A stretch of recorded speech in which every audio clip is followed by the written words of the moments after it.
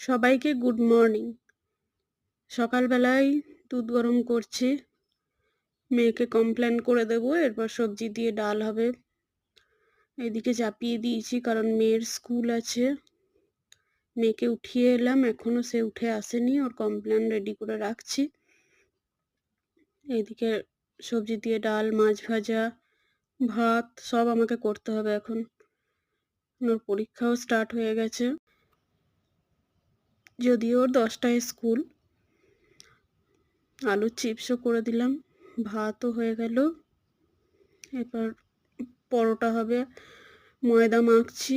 যেহেতু ভাত হয়েছে গ্যাসটা সেই জন্য মুছে দিচ্ছি, আজকে একাদশী তাই, না হলে একই গ্যাসেই হয় সবই, শুধু আজকে নিরামিষ হবে বলে সব মুছে দিচ্ছি। দিয়ে এরপর আবার